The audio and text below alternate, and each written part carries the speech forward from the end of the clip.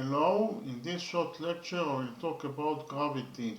Gravity is a phenomenon in which bodies with mass and energy are attracted to each other. According to general relativity, gravity is a result of the curvature of space-time.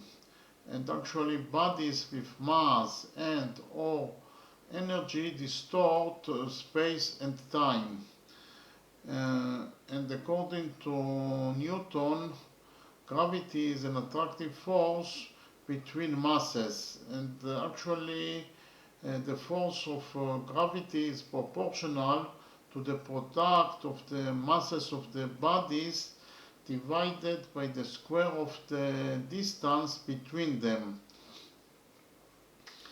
Another concept of gravity is that gravity is the weakest force of the four fundamental forces that are the strong force that binds the protons together in the nucleus of the atom, the electromagnetic force that explains how charged particles interact with each other, and the weak force that is responsible for the radioactive decay of the atoms. Okay, thank you very much.